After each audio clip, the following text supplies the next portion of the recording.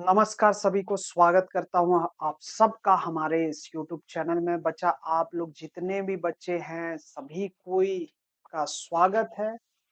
और ये वीडियो बनाने का पर्पस पहले मैं पर्पस बता दूं कि यहाँ अभी हम लोग डिस्कस करने वाले हैं झारखंड पॉलिटेक्निक सेमेस्टर 1 का जो सिलेबस है वो भी इंजीनियरिंग मैथमेटिक्स का।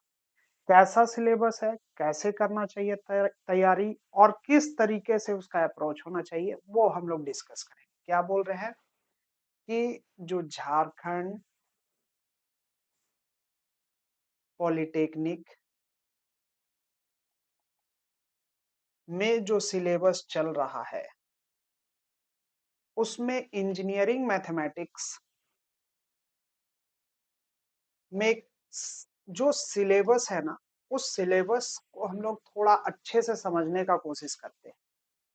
देखो बात क्या है, जो बच्चे हैं वही ज्यादा बेहतर तरीके से समझ सकेंगे इस चीज को।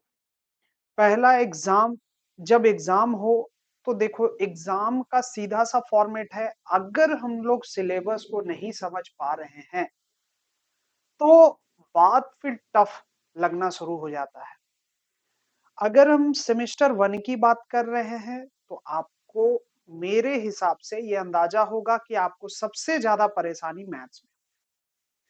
किसी भी पॉलिटेक्निक के बच्चे को सबसे ज्यादा प्रॉब्लम मैथ्स में होता है, इंजीनियरिंग मैथमेटिक्स में होता है, क्योंकि उनको उन सभी चैप्टर्स को पढ़ना होता है बहुत कम वक्त में, जो 2 साल का वक्त लेके पढ़ाई हो रहा होता है।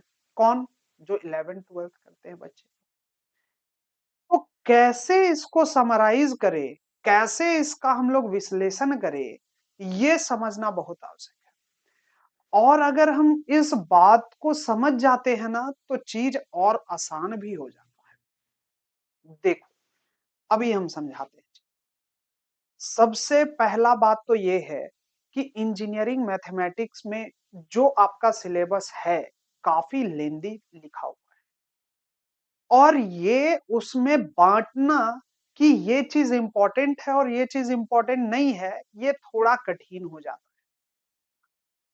तो एक सीधा सारांश अगर हम लोग देना कि आपका तैयारी कैसा होना चाहिए, तो मेरे हिसाब से आपका तैयारी होना चाहिए कि प्रीवियस ईयर आप क्वेश्चन को देखें और उससे रिलेटेड आसपास के जितने भी क्वेश्चन हैं आप उसका तैयारी कर लीजिए। आप पिछले साल का जो भी क्वेश्चन है अगर आप उसको देख के बनाते हैं, ये कंफर्म मानो कि गड़बड़ नहीं होगा, अच्छा रिजल्ट ही होगा। तो कुल मिला के जहां पे आपका एनालिसिस करने का बात आता है तो आप प्रीवियस ईयर क्वेश्चन को पकड़ के एनालिसिस कर सकते हैं। तो सबसे पहला इकट्ठा करो प्रीवियस ईयर क्वेश्चन। अब आओ थोड़ा चीजों को और थोड़ा विस्तार दे और समझाए। सबसे पहले आपके सिलेबस में लिखा है अलजेब्रा, ठीक है। अब गौर करना अलजेब्रा में क्या क्या पार्ट है। और एक चीज मैं बता दूं, देखो अगर कोई बच्चा थोड़ा सा कम वक्त में मार्क्स बस चुराना चाहता है तो उनको वैसे टॉपिक को पकड़ना चाहिए जो थोड़ा आसान हो, चीजों को समझने में इजी हो। तो अलजेब्रा उसमें 1 नंबर पे आता है। अलजेब्रा में आप शुरू करना सबसे पहले पार्शियल फ्रैक्शन से। पार्शियल फ्रैक्शन पकड़ना सिंपल सिंपल कॉन्सेप्ट है।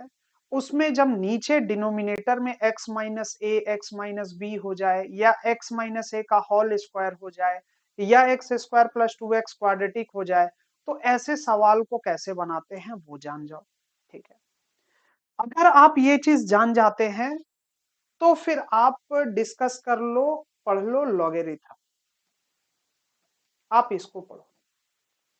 लॉग में बेसिक बेसिक प्रॉपर्टी सबसे इंपॉर्टेंट होता है। प्रॉपर्टी प्रॉपर्टी को आप बेहतर तरीके से समझ लो और उसका क्वेश्चन का प्रैक्टिस कर लो एग्जाम पॉइंट ऑफ व्यू से, मतलब प्रीवियस ईयर क्वेश्चन, ठीक है। तो काम हो जाएगा। तो आप क्या करो, लॉगरिथम का सवाल आप पढ़ लो। देखो बुक जहां तक बात है तो बुक निराला पब्लिकेशन का भी आता है, झुनझुन वाला भी आता है, आप कोई भी बुक को फॉलो कर सकते हैं। लेकिन इतना भी वक्त नहीं है कि आप पूरा सवाल को धड़ाधड़ खत्म कर ले, ये थोड़ा कठिन हो जाता है बच्चों के लिए। तो आप क्या करें, आप पहले कॉन्सेप्ट को पढ़ के समझने के लिए, कॉन्सेप्ट को समझने के लिए आप फॉलो कर सकते हैं, ठीक है। और अदरवाइज आप क्या करें कि कॉन्सेप्ट समझने के बाद प्रीवियस ईयर क्वेश्चन को बना ले, तो काम भर हो जाएगा चीज, ठीक है। लॉगरिथम ठीक है, जब लॉगरिथम पढ़ ले तो आप पढ़ ले एपी, और एपी के साथ जीपी, क्योंकि क्लास 10th में आप एपी पढ़े हैं। आप अगर एपी पढ़े तो चीजों को समझ रहे हैं। अब आप आ जाओ जीपी में, जीपी में भी पढ़ लो थोड़ा सा, ठीक है। जीपी मतलब होता है कोई संख्या लगातार गुने में आ रही है, एपी का मतलब वो कोई संख्या जोड़ या घटाव हो, कोई लगातार संख्या जोड़ हो रहा हो या घटाव हो रहा है। जीपी का मतलब कोई संख्या लगातार गुना हो रहा है या भागा हो रहा है। यहां तक बात सही है। उसके बाद इसमें आपको थोड़ा सा बस देखना है कि पूरा, अगर मान लो 1+2+3 का समेशन क्या होता है, 1² + 2² + 3² का समेशन क्या होता है, ये याद रखना पड़ता है। 1 का क्यूब, 2 का क्यूब, 3 का क्यूब का समेशन क्या होता है, ये याद रखना पड़ता है, ठीक है। तो उससे संबंधित सवाल को कैसे करते हैं वो इंपॉर्टेंट। जब आप इस चीज को देख लेते हैं, तब आपके पास आता है मैट्रिक्स। कर लो, बहुत आसान है। मैट्रिक्स नया चीज है लेकिन आसान है। मैट्रिक्स करो, रो कॉलम का खेल है, फटाफट रो देखना है, अरेंज करना है, उसमें थोड़ा बहुत कॉन्सेप्ट है, लेकिन ये आसान है, इसको आप कर सकते हैं। तो मैट्रिक्स कर लेना। फिर उसके बाद बाइनोमियल थ्योरम। देखो, बाइनोमियल का मतलब ही होता है कि जिसके पास दो टर्म हो, जिसके पास दो टर्म हो, मतलब a प्लस बी का पावर में अगर 10 हो जाएगा तो क्या करेंगे, 50 हो जाएगा तो क्या करेंगे, उसको बोलते हैं बाइनोमियल। अब उसका एक थ्योरम बना दिया गया है, ठीक है, पास्कल स्ट्रेंगल लॉ के आधार पे एक एक बना दिया गया है। तो देखो, है बहुत कुछ पढ़ने को, लेकिन उसमें तुम कंफ्यूज मत हो। कॉम्बिनेशन के बारे में जान जाना, थोड़ा फार्मूला जान जाना, एनसीआर का वैल्यू क्या होता है, और बाइनोमियल पढ़, और उसमें बस देख लेना कि सेवेंथ टर्म में वैल्यू क्या हो सकता है, नाइन्थ टर्म में वैल्यू क्या हो सकता है, या कोई एक टर्म है 1+x⁻50 में, बताओ x का पावर 10 के साथ कॉफिशिएंट क्या है। तो ऐसा सवाल आता है। तो बाइनोमियल भी है आसान, अलजेब्रा ही होता है आसान। देखो, साधारण बच्चे के लिए ना अलजेब्रा बहुत अच्छा है मार्क्स उठाने के, आप इसको पढ़ सकते हैं, ठीक है।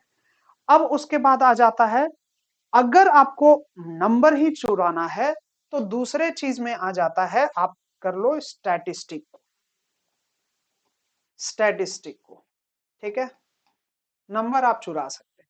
स्टैटिस्टिक में क्या है ना मामला, कि आप छोटा छोटा चीज, डेफिनीशन को पकड़ लेना, और रेंज को जानो, मीन को जानो, और स्टैंडर्ड डेविएशन को जानो, स्टैंडर्ड डेविएशन को जानो, ठीक है। ये इंपॉर्टेंट है, स्टैंडर्ड डेविएशन को निकालने को दे देता है, वेरिएंस को निकाल देने को बोलता है, वेरिएंस को निकालने बोलता है। तो इन सभी का आप बस डेफिनीशन जान जाना, फॉर्मूला जान जाना, और कैसे यूज करते हैं वो जान जाना, तो ये दूसरा आसान है। ये दो ऐसा चीज है ना जिसमें आपको बहुत ज्यादा ओल झोल नहीं, अगर कुछ कॉन्सेप्ट आप पढ़े हैं तो वो कॉन्सेप्ट पे प्रॉब्लम बन जाएगा, ऐसा है मामला इन दोनों के साथ, ठीक है। तो इन दोनों को आप कर लो तो थोड़ा सेफ जोन में। अब मामला समझना है। इतना होने के बाद अब बात करते हैं, अब क्या करना है। तो ऐसा है ना चीज को, कि देखो, गणित गणित गणित क्यों पढ़ाया जा रहा है। अरे भाई, आप इंजीनियर बनने वाले हैं, आप इंजीनियरिंग कर रहे हैं, और गणित ही ना आ रहा हो, बहुत मुश्किल काम है। आप फिजिक्स में जाएंगे, आप जब इंजीनियरिंग में आगे पढ़ेंगे, इलेक्ट्रिकल इलेक्ट्रॉनिक्स वाले पढ़ेंगे, खूब इंटीग्रेशन आएगा, लैपलास थ्योरम आएगा, इन सभी के बारे में आएगा। सिविल इंजीनियरिंग कर रहे हैं या मैकेनिकल इंजीनियरिंग, इंटीग्रेशन डिफरेंशिएशन बहुत ज्यादा आएगा, कितनी बार एंगल का खेल हो जाएगा। तो इन सभी में आप एप्लीकेशन पढ़ रहे हैं और आपको मैथ्स नहीं आ रहा हो, ये प्रॉब्लम, इसीलिए तो इंजीनियरिंग मैथमेटिक्स टफ होता है, ठीक है। तो इसीलिए आपको देखो, आगे की पढ़ाई को अच्छा करने के लिए ना पढ़ना तो पड़ेगा, तो ट्रिग्नोमेट्री देखो मार्क्स उठाने तक ले आए, ठीक है। अब अगर मान लो तुमको पढ़ना है तो पढ़ना तो है ट्रिग्नोमेट्री, इसको ध्यान देना बहुत जरूरी, क्योंकि एक कहा जाता है ना कि मैथ्स का एकदम बेस जो पकड़ के रखा है वो है ट्रिग्नोमेट्री। क्यों? डिफरेंशिएशन कर लो, इंटीग्रेशन कर लो, हर जगह पे आने वाला है। अब इसके साथ है क्या कि ट्रिग्नोमेट्री का सारा पोर्शन दे दिया है, ट्रिग्नोमेट्री का वो सारा सिलेबस दे दिया है। तो इसमें आप ना देखो हल्का हल्का करना, ठीक है। रेडियन और डिग्री का कॉन्सेप्ट समझ जाना, ठीक है। फॉर्मूला जानना, ये देखो ये देखो ये देखो, बहुत बढ़िया। चलो मारना नहीं है ना, ठीक। तो रेडियन डिग्री के बारे में जान जाना, 2a और 3a से रिलेटेड फार्मूला को जान जाना, इन सभी के बारे में जानना। फिर उसके बाद इनवर्स में डोमेन रेंज समझ जाना, डोमेन रेंज और इनवर्स का छोटा छोटा फार्मूला, एकदम बेसिक इंट्रोडक्शन, इन सभी के बारे में जानना। लेकिन ट्रिग्नोमेट्री को अच्छे से पढ़ना चाहिए मेरे हिसाब से, बढ़िया से एक राउंड पूरा कंप्लीट। किसके लिए? अभी वो भले आपको मार्क्स से स्कोर करवा देगा, वो अलग, वो तो स्कोर कराएगा ही, लेकिन आगे आपको पढ़ना होगा, ये बात मानो, ठीक है। और इस जब आप इसको पढ़ेंगे ना तो आप स्टडी, दो ऐसा चीज है जो आपका इसमें है, इसके सिलेबस में, एक होता है ट्रिग्नोमेट्री और एक है डिफरेंशियल डिफरेंशियल कैलकुलस। जो इसमें दिया हुआ है ना, लिमिट है, फंक्शन है, ठीक है। फिर उसके बाद आपके पास डिफरेंशिएशन है, ये सब पोर्शन, ये सब सिलेबस आपको दे के रखा है, ठीक है। ये जितना भी चीज है ना कैलकुलस का पार्ट, ये बहुत इंपॉर्टेंट है। लिमिट हो गया, लिमिट को कर लिए, डेरिवेटिव कर लिए, डिफरेंशिएशन कर लिए, एप्लीकेशन ऑफ डेरिवेटिव बहुत इंपॉर्टेंट है, application of derivative, application of derivative. तो limit, function, application of derivative, differentiation, differentiation में किसका, इम्प्लिक फंक्शन का, इम्प्लिक फंक्शन बोल सकते हैं, पैरामेट्रिक फॉर्म का बोल सकते हैं। इम्प्लिक फंक्शन मतलब कि दो अलग अलग फंक्शन के रूप में दे दिया एक, अब फिर डिफरेंशिएशन, पैरामेट्रिक मतलब किसी और तीसरा बीच में घुस गया है, उसमें डिफरेंशिएशन। तो ये सब लॉग का डिफरेंशिएशन, ट्रिग्नोमेट्री का डिफरेंशिएशन, ये सब चीज हम लोग को इसमें सीखना होता है। तो ट्रिग्नोमेट्री, डिफरेंशियल कैलकुलस बहुत ज्यादा इंपॉर्टेंट है। टफ भले होता है मान लिए, लेकिन वक्त दे के पढ़ना सीख जाओ, ठीक है।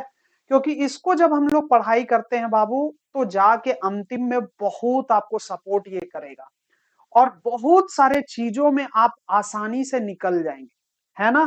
तो इसीलिए मेरे मायने में कहो तो ये दोनों चैप्टर टफ भले है, लेकिन ये इंपॉर्टेंट भी है, इस चीज का ख्याल रखना, ठीक है।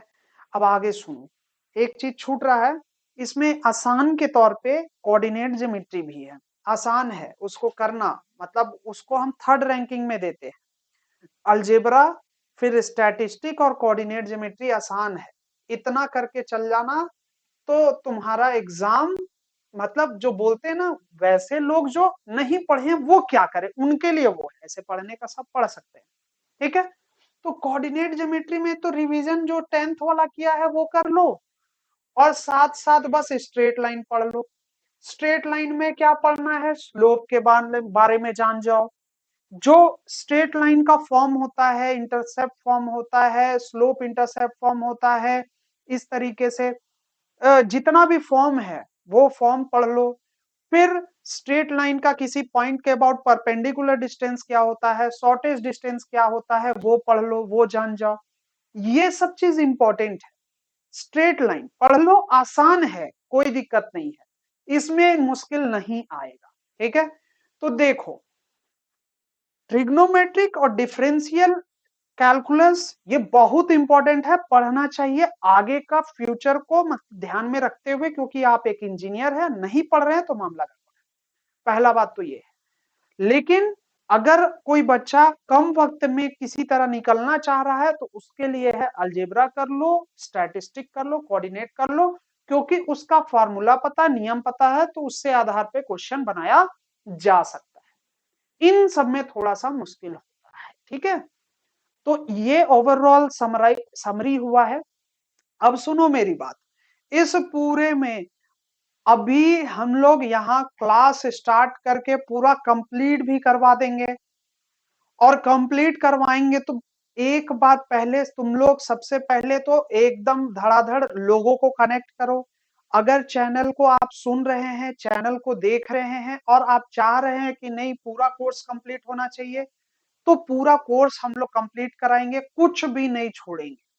ठीक है, तो आप लोग से यही एक्सपेक्टेशन है कि जितने भी बच्चे हैं चैनल को सब्सक्राइब कीजिए, और फिर उसके बाद हम लोग वन वन करके पूरा एक एक करके टॉपिक को पढ़ेंगे। ठीक है, थोड़ा सा एनालिसिस बता दिए कि आपको क्या करना चाहिए इसमें।